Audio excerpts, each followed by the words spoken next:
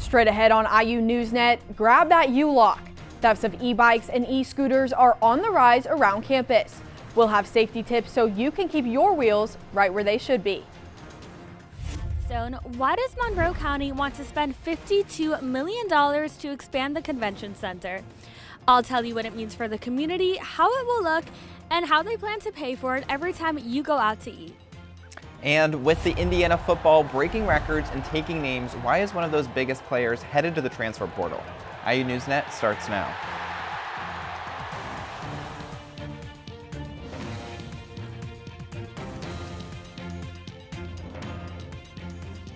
Welcome to IU NewsNet. I'm Ryan Costello. And I'm Emma Herwehe. Imagine riding your bike or scooter to class, then coming out with no ride home. 'Tis the season once again for bike and scooter thefts, and reports are up, way up. IU NewsNet's Talia Goodman has the story for us. Thanks, guys. I'm here at Forest Quadrangle, where the latest of the reported e-bike and e-scooter thefts has occurred. According to an Indiana Bloomington crime notice, the Indiana University Police Department is investigating several reported crimes of thefts of e-bikes and e-scooters all around campus, from educational buildings to stadiums to dorms right here. They're happening everywhere right now. Over the month of September, 17 instances labeled as bicycle thefts have been reported on campus. At Memorial Stadium, officers reported seeing 3 white males approach a scooter and leave with it, but were unable to locate the suspects. IU police provided several tips for ensuring safety when using electric vehicles on campus. First, record the make, model, and serial number of your electric bike or scooter and store it in a safe place. Also, be sure to lock your electric bike or scooter using at least one U-style lock. And lock your electric bike or scooter in a well-lit area on a bicycle rack. And lastly, report any suspicious persons hanging around bicycle racks to the police. Several citizens of Bloomington have been concerned in the past about their bicycle or scooter being stolen. I coach a running team at Gate 9 at the football stadium, and I noticed this guy kind of following me while I was running, and it's a half-mile loop and stuff. And finally I called the police because I was like, something sketchy is going on here, and I had not locked it to anything. And IU police came, they went and found the guy, and then they sent security over because they realized they were casing the bike. So there are obviously some people that are working that angle in town. Be sure to use caution when using electric vehicles in the future. Back to you guys at the desk. Soon, Bloomington residents can expect to see fewer electric scooters and electric bikes around town. The Board of Public Works denied a contract renewal with Lime, a popular e-scooter and e-bike sharing company. The city of Bloomington recently updated its requirements for those companies, which included an increase in the money the city receives per ride. Lime did not agree to this increase. Lime has operated here since 2018. Bird will now be Bloomington's only provider of e-scooters and e-bikes around town. The Indian Student Association is on cease and desist until further notice due to hazing and alcohol violations. The group declined to comment, but IU's media relations spokesman released this statement to us. Cease and desist directives are placed when there are allegations of behavior that have caused or may cause harm to the members of the organization and/or the community. The organization is not allowed to host, attend, participate in any events, including social or recruitment events, engage in membership activities, or participate in service initiatives. Police arrested a Bloomington man now charged with raping a woman early Sunday morning as she walked in a well-known area of town. Police used surveillance cameras in the area to track down and arrest Rodrigo Perez Curiel. They say he tried to run away as they booked him at the jail and they tackled him near City Hall. A woman says he pulled her into a ditch and attacked her as he walked west on 17th Street from the gas station at College Avenue. She told police he had a box cutter and threatened to kill her.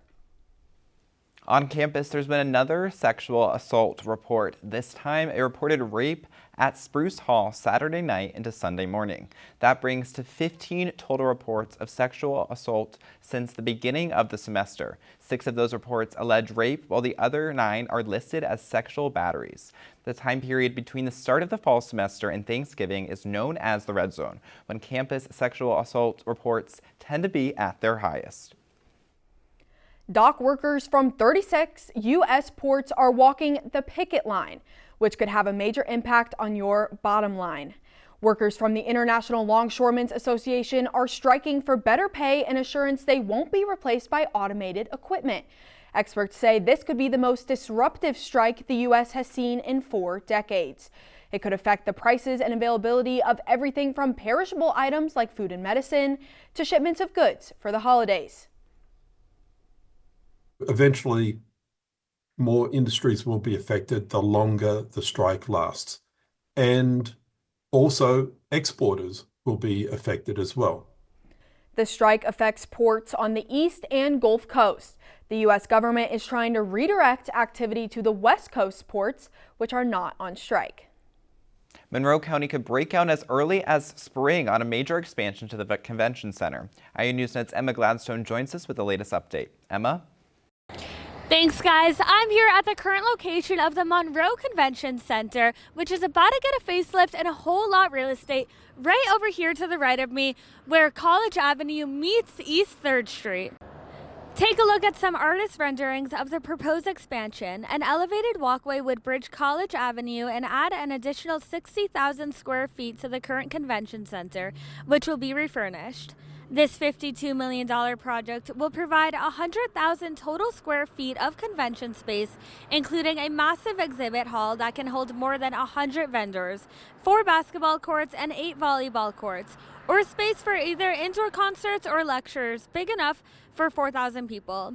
Planners estimate it will bring an additional $9 million into the community every year. It'll also increase property tax revenue, food and beverage tax revenue, innkeepers revenue, all of which will benefit the community. Who pays for such a large expansion? We do. Every time we buy a prepared meal in Monroe County through a 1% food and beverage tax at bars, restaurants, and grocery stores. If construction crews can break ground this spring, the project would be complete by January of 2027. The Bloomington City Council is looking for your input. You can attend any public forums on the second Wednesday of every month right here at the Convention Center. Thanks, and back to you guys at the desk.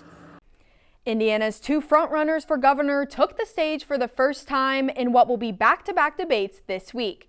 Indiana Senator Mike Braun, the Republican candidate, and former state superintendent for public instruction Jennifer McCormick, the Democratic candidate, debated in a broadcast on Fox 59 and CBS 4 last night. Polls are currently showing this race closer than expected, with McCormick within 4 to 7 points of Braun. They touched on key issues, including raising minimum wage and the legalization of medicinal or recreational marijuana. Both are somewhat in favor of certain aspects, but they sparred on reproductive rights in a state that has some of the toughest reproductive restrictions in the nation. It is a bill that sanctifies life. We're a state that does that with reasonable exceptions, and I think the people have spoken, the legislators listened, and we got a bill that seems to be working for Hoosiers. I'm the only person on the stage who's been pregnant. I'm the only person on this stage who's given birth. I'm the only person on this stage who is a mom, and I understand firsthand the complexities associated with pregnancy. And I trust women. I trust healthcare providers. I believe in the standards that were set by Roe. It's time we return that. McCormick and Braun are set to debate again tomorrow night, joined by Libertarian candidate Donald Rainwater at 6 p.m. on Wish TV. Hoosiers can register to vote in this election and the presidential election until Monday. 2 of IU's radio and TV services executives have been fired. Executive Director Brad Kimmel and Chief Financial Officer Christina LaRoe were escorted from the building last Wednesday. The IU provost told the staff that RTVS was, quote, not headed in the right direction.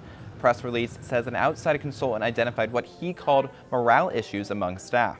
RTVS is home to WTIU Public Television and WFIU Radio and provides a range of TV services to the university. Jay Kincaid, the current director of facilities and technology at the IU Media School, was appointed RTVS interim director. When we come back, media access for all. We'll tell you about a new Bloomington ordinance to ensure closed captioning on all TVs in public places. Plus, ASL is more than a language. We'll show you how learning sign language has a deeper meaning even for those who are not hearing impaired.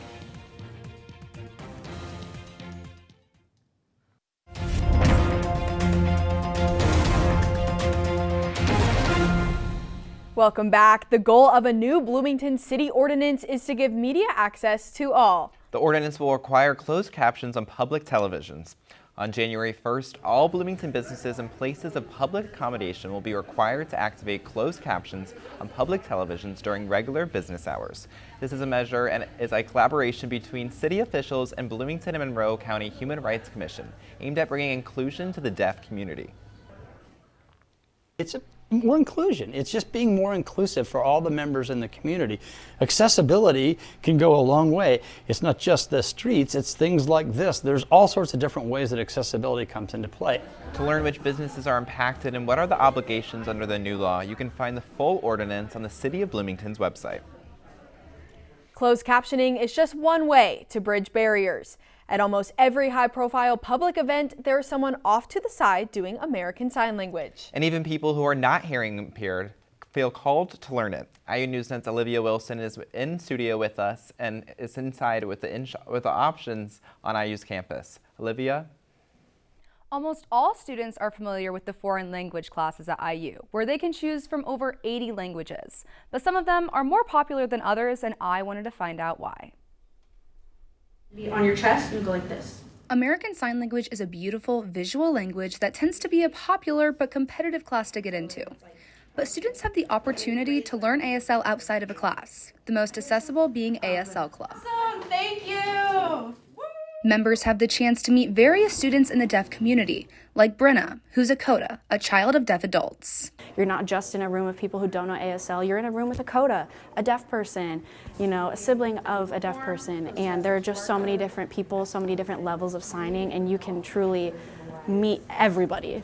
Tiny differences can change the entire meaning of what you're signing. For example, this means empty, but this means available.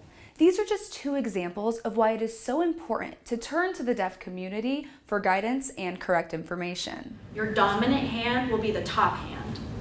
Nice. Really, it's like trying to learn to swim without water, right? So deaf people then are, if you're trying to learn ASL without being in the deaf community, it's the same concept. ASL is more than just a language. It has a strong community behind it who's willing to help others. But the first step is for students to be open for feedback and to see the deaf community as equals. It's also important that people understand that people who use American Sign Language, this is not a communication disorder. We are not disabled. And I think sometimes the perspective needs to change a bit in terms of how we are viewed. If you are interested in being part of that change, ASL Club has meetings twice a month. You can find more information on their Instagram. Emma and Ryan, back to you. Thanks, Olivia. It was a history-making weekend for Indiana football as the Hoosiers battled Maryland inside Memorial Stadium. And just like that, the team is 5-0 for the first time in nearly 60 years. Our own Riley Woodall joins us in studio with the story of a fired-up fan base. Riley, this team is for real. Yeah, it sure looks that way, Ryan. The resume, the wins, and the potential were all there when Curt Cignetti joined Indiana football as the 30th head coach of the program. But there were still a lot of doubts and questions. Could a first-year coach who had won at every level of the sport, everywhere he went, really turn around a team which had been the laughingstock of the Big Ten for decades? The win last Saturday made that dream a reality. And for the first time in a long time, Bloomington is on fire for football. Dream on. Indiana football has finally arrived in Bloomington. For some Hoosier fans, it's only been a few years. In my freshman and junior year combined, they won 5 games. So seeing us win 5 games already has been quite pleasant.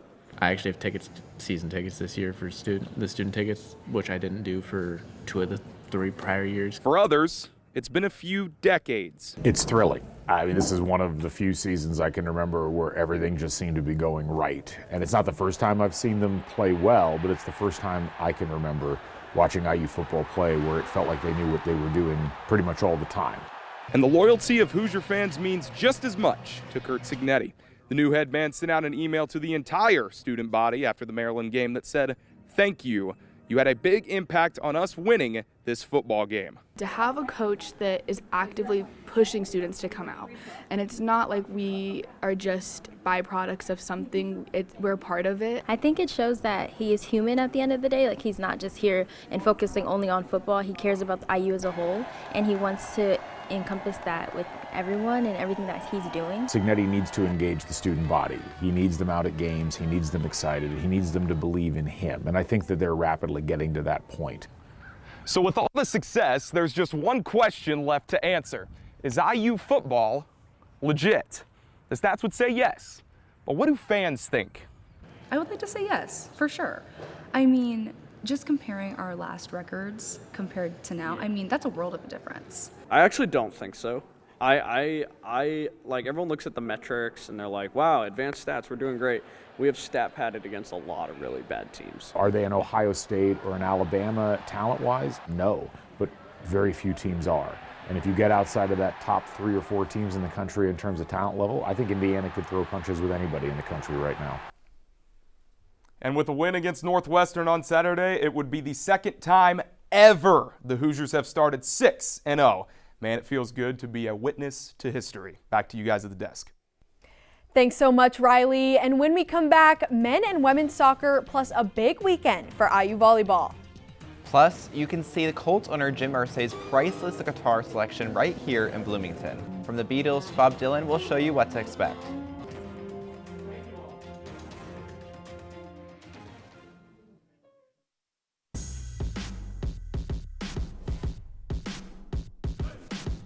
Welcome back. So far, it's been nothing but good news when it comes to IU football. But a surprise announcement came out this week. IU NewsNet's Shelby Brown joins us with sports. Shelby? Thanks, Emma and Ryan. Yes, this one's about a player on the team. In a surprising turn of events, senior receiver Donovan McCulley has decided to leave IU's football team. His departure comes just as the program has been making history, shaking things up as they move forward without one of their best players from last season. In 2023, McCulley recorded 48 receptions, but in 2024, his total dropped to just 2 during his time at IU.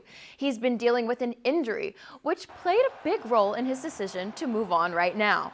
With a tougher schedule on the horizon, it will be interesting to see how much this loss affects the team. The team is on fire, starting the season at 5-0 for the first time in 57 years.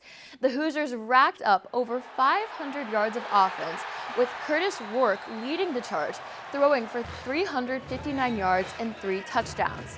Eliza Surratt was Indiana's leading receiver, racking up 128 yards and a touchdown. Even after Maryland tied the game at 21, a 75-yard run, Indiana responded strong, scoring touchdowns on back-to-back drives to secure the victory. With this win, Indiana made history, improving to 5-0 for the first time since 1967. The Hoosiers now face Northwestern on the road this weekend, and as we mentioned earlier, if they go 6-0, it will be the second time ever in IU history football. I'm proud of the team and everything they've accomplished. I felt like we've made good progress in the off season, in winter, spring, summer, but we had to put it on the field. So we can play better than we played today. Moving on to volleyball, IU lost 2 tough away matches against Washington and Oregon. Avery Tatum led the way with 24 kills, and Cam Hayworth contributed 44 assists and 5 aces. Despite the loss, Indiana showed impressive defensive efforts with 61 digs, including a career night for Delaney Maple with 15 digs and 3 aces. The Hoosiers will return home next Friday to face Michigan State as they look to turn things around in Big Ten play. And moving on to Indiana women's soccer, they dropped a match against Washington, falling 1-0 at Husky Stadium. Senior goalie Jamie Gernstenberg made several key saves, keeping the game scoreless until a late goal by Washington in the 84th minute. The Hoosiers struggled to find their rhythm, managing only 3 shots compared to Washington's 11. Hope Paredes received a red card in the 62nd minute, leaving IU down a player for the rest of the match. The Hoosiers will look to bounce back next Sunday as they take on Iowa Hawkeyes at 2 p.m. on Big Ten Plus. And for Indiana's men's soccer, they bounced back with a thrilling 3-2 victory against Wisconsin Tuesday night. Sophomore forward Colin Odoro's brace and Tommy Mahalick's sixth goal of the season pushed the Hoosiers past the Badgers. Odoro's game winner came in the 64th minute after he took advantage of a mistake in the midfield. With this win, Indiana earned 3 points in the Big Ten standings, moving up to 4th in the conference. They will return home for a 3-game homestand, starting with a match against Washington this Friday. And the college basketball season is a month away. An unofficial writers' preseason poll is predicting the Indiana women to finish 5th in the Big Ten. At Media Day near Chicago this week, 4 new West Coast schools joined the Big Ten contest with the Indiana Hoosiers, being UCLA, USC, Washington, and Oregon. On the women's side, head coach Terry Morin said Indiana hasn't lost a regular season game at Assembly Hall in more than 2.5 years, and she wants to keep it that way. Anticipation is part of the excitement 1 month out. When it's a TV game and that place is packed like that, it helps. You know, we're all trying to grow our game, but I think people on the outside look at, the hall as, man, that's a place I want to go. And the Indiana men are in Rosemont today for their turn at Media Day. They were picked to finish 2nd in the Big Ten in an unofficial writers' preseason poll. The regular season starts in early November. The IU women play Brown on November 4th, and the men take on SIUE 2 days later. And that's it for sports. Now back to you guys at the desk. Thanks so much, Shelby. If you love classic rock, there's something new for you to see on the IU campus. IU NewsNet's Nick Abel takes us to the McCullough building and an exhibit opening that was a little louder than most.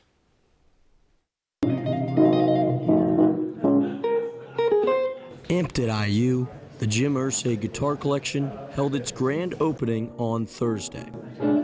The celebration featured Indianapolis Colts owner Jim Irsay's priceless guitar collection and performances from IU Jacobs School of Music students. This is maybe a once-in-a-lifetime opportunity to see guitars owned by Bob Dylan, Kurt Cobain, Eric Clapton, the Beatles.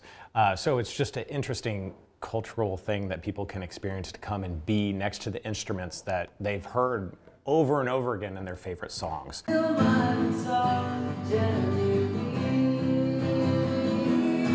It was awesome. There's millions and millions and millions of dollars of famous axes here, to say the least.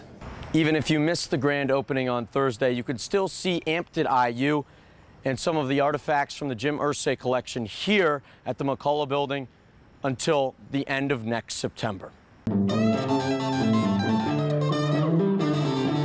The exhibit that we're doing here that's a year long is featuring objects from the Jim Irsay collection that really haven't been seen before out in the public.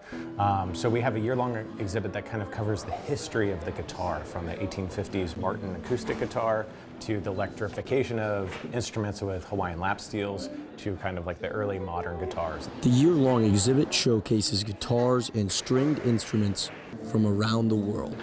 For more information, you can go to Indiana University's website.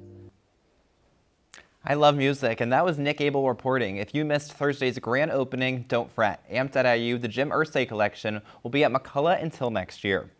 Well, that's it for IU NewsNet for now. We have a behind-the-scenes student production team in the control room and working in the studio for this broadcast.